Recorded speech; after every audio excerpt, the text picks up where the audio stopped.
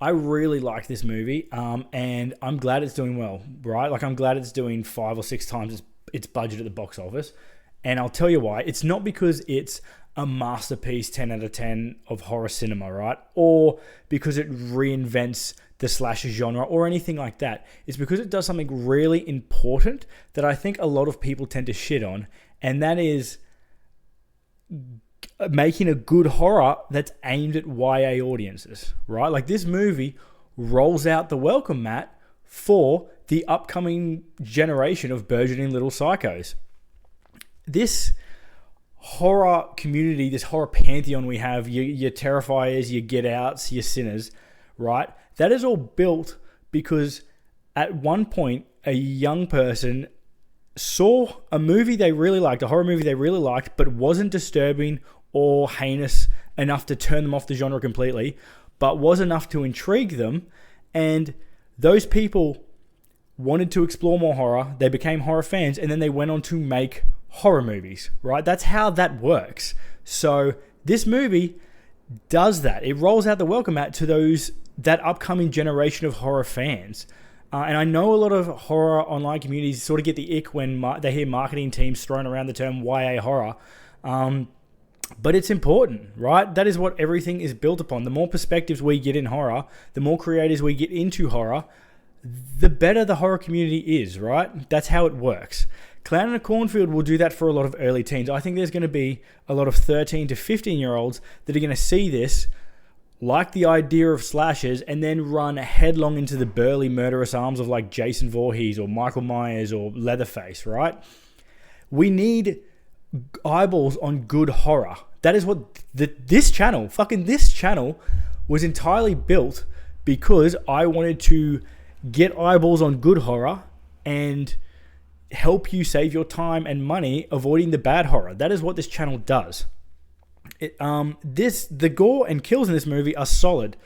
They are not too gratuitous, but they don't baby the audience, which I think is really important. It also does all the tropes you want in a horror, right? The protagonist is someone new to the school. The friendship group she sort of falls into are all like kind of annoying. You sort of want to see them die. And all the teens in the group are like partying and sinning in ways that they shouldn't until they get punished by Friendo the murderous fucking clown.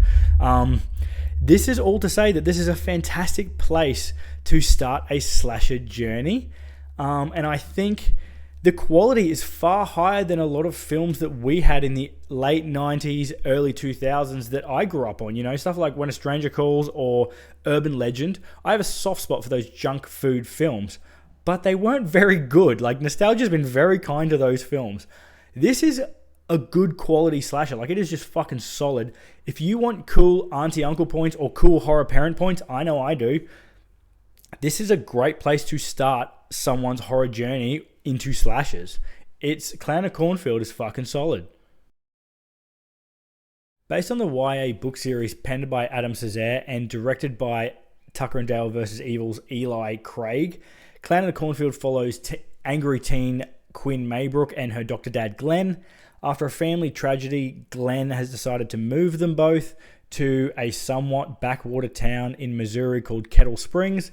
Kettle Springs is the home of the Bay Pen corn syrup factory, which is a major source of the town's employment, which has unfortunately recently burnt down. It has caused a lot of tension in the town because most of the residents seem to have chalked it up to no good teens. And Quinn, feeling like a bit of an outsider, quickly makes friends with the son of the mayor, Cole. Cole's a bit of a wayward kid, and his group of tropey mates, frankly, spend what seems like every waking minute making horror content for YouTube based around the Bay Pen's famous mascot, Friendo the Clown. When one of the group members gets brutally murdered, when they start investigating, all clues strangely point to Friendo the Clown, and they work out pretty quickly that you don't fuck with Friendo. Like I said in the intro, I really like this movie. This movie does not baby audiences, even though it's aimed at YA audiences. It doesn't baby them. This gives them straight up slasher fare. There are fucking great kills in there, lots of impaling and stabbing and shootings.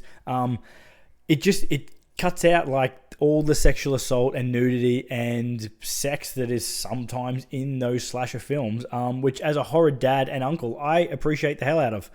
Every kill in this movie is fantastic because, and I don't know if this was intentional, I'll have to do some more research, but every style of each kill is different and sort of works in the same vein as a famous slasher from the horror genre, right? So like, I was watching this thinking, oh wow, that is a very Ghostface kill. Oh wow, that's straight out of the Michael Myers playbook. Oh, there's a little bit of Texas Chainsaw in that one, you know?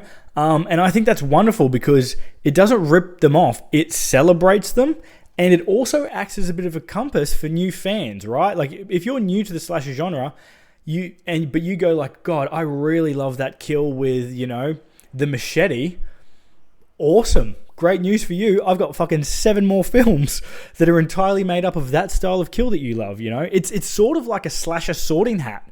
That's probably the best way to describe it, and I think that's really clever. And I don't know if it was intentional, but it works really well.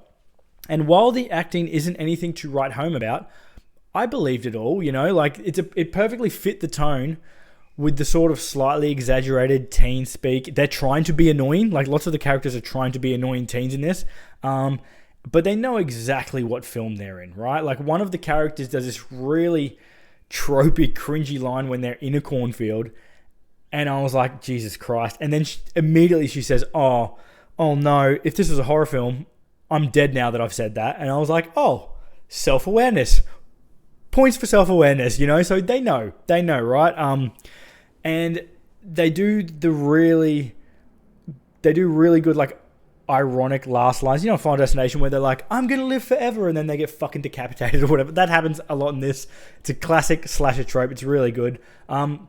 I'm pretty scary clowned out at the moment. You know, we've got Art, who is magnificent, but, you know, he's everywhere. You've got Pennywise, Captain Spaulding, the Joker, right? They've all been doing the rounds recently, and it can feel a bit like, all right, yes, scary clown, you know, brush it off.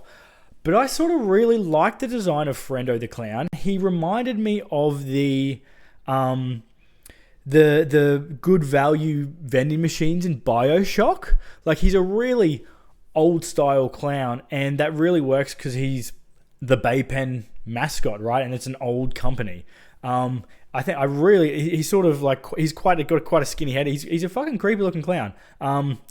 The story also, I thought it was going. I was like, okay, not an issue, right? Just a basic standard horror fare, all good, let's do a slasher.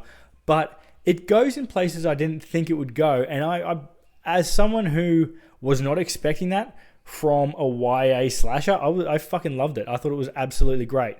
It's incredibly stupid, but it ends on a high, and that's what you want in a slasher, right? Good kills, not predictable story, hit all the tropes, gore's good, you know, good ending.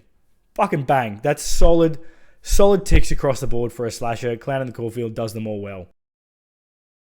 The only real issue I have with this movie is the same issue I have with, like, most slashers. That is, there are dumb characters doing dumb shit, right?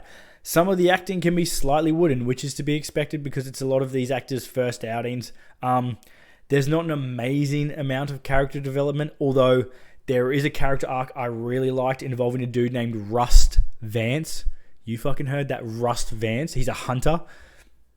He's a teen hunter called Rust Vance, right? Like, big ups to Rust. He's fucking sick. I liked his shit. But overall, if you're looking for a slasher to show your early teen relatives or, like, kids, this is one of the best safe ones out there. Like, it's all corn, no porn, bloody, lots of kills, fucking killer clown, hits all the tropes. You know, it's a great way to get some cool parent, auntie, or uncle points. It's a banger. I recommend watching this if you love rural slashers, your Texas Chainsaws, that sort of thing. This is in that vein. If you're looking to have a horror movie night, maybe with some horror curious teens, this is a great one. This is a great... Actually, I might do a horror gateway top 10. I should do that. I reckon that's a list I should put together. If you want gore but no sex scenes, although there is like an almost hookup that happens and there's like drinking and weed and all that, but you know that's in lots of horror movies. This is all gore, no sex scenes, no SA, no like full racism. Like it's a fairly tame slasher. I don't recommend watching this if you hate clowns. This is not going to help that. Friendo's a freaky motherfucker. If you want something really mean, if you're looking for like, I want to feel sick in my stomach when I watch a slasher, this is not the one. Go watch Terrifier. Go watch In a Violent Nature. They are probably more up your alley. If you hate slashers in general, this is not out there to sway your opinion. This film knows exactly what it wants to be. It wants to be a rural hick slasher. That's what it does. So this is not going to change your mind on the slasher genre. If you are looking for another movie in this vein, it is really hard to go past Scary Stories to Tell in the Dark by Andre Overdahl. Andre did The Voyage of the Demeter, which I thought was really great, but more importantly, he did The Autopsy of Jane Doe. For me, The Autopsy of Jane Doe is one of the top 10 all-time horror films because of how simple it is, because of how scary it is straight to the fucking point. It's the best horror movie to watch during a storm. Like, I did that recently. It's the best, right? Like, he's got horror chops. He's one of my favorite horror directors. He did Trollhunter. He has adapted the kids' book Scary Story to Tell in the Dark into a YA targeted horror about creatures who come to life from the book. And frankly, he fucking nailed it, right? Like, it's similar to how Clown in the Cornfield is sort of a sorting hat for slashers. This movie is like a sorting hat for horror subgenres. Everything is touched upon, right? There are slashers, there are folk horrors, there are zombies. There's even like a J-horror reference monster there. It bangs. I showed my nephews, who were like 11 and 13. They went fucking mental for it because it gave them the opportunity to go and read up on the lore of these monsters. How do you beat them? Lore deep dives are the new thing, I'm telling you. I mean, although, let's be honest, we all kind of do that. This movie gives you ample opportunity to do that. It's fucking great. Highly recommend Scary Stories to Tell in the Dark by Andre Overdahl. For my second rec, I'm going to stick with the theme of teen slashers, and I'm going to go with Megan. Megan, you know the one I'm talking about. It's a fucking great movie. It's so fun. When it came out, I was working with a 14-year-old kid who was sort of just getting into horror. I took him to the cinemas to see it.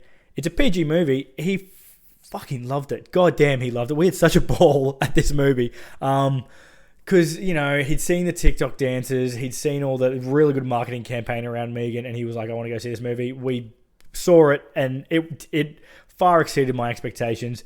It's about a killer AI companion, sort of like Terminator, but with like more rhythm, sass, and girl bossiness. The comedy is funny for both teens and parents because... It should be no surprise, Gerard Johnston, who directed that movie, also directed the Kiwi comedy horror Housebound, which is very fucking funny. The kills are surprisingly good. They're quite gory, even though you don't see all of them from memory. They're pretty full on. You know, Megan's a badass bitch. She fucks people up. And also, the second one's coming out soon. I'm hoping it's good. So, you know, if you watch it now... You can be ready. You can be fucking day one in the cinemas watching Megan 2.0, I think they're calling it. So, could be an outing. That's it. Let me know if you end up catching this one and what you thought of it. I think it did really well. Like, also, should I do a horror guide for parents and cool uncles and aunties? Like, I know it sometimes can be hard. A lot of the questions I get are from people I know who love horror and go... Is there any horror I can show? Kids are into horror at the moment, and that's all like, I don't know, what's safe to show them? I had a mate who started watching Friday the 13th and messaged me and was like, bro, I didn't realize how much, you know, nudity and sex was in that, which was quite funny. But maybe I should do a guide that avoids all that shit and just picks all killer, no filler. So let me know if that would be useful to you. Other than that, hopefully I'll see you next week for another review. Peace.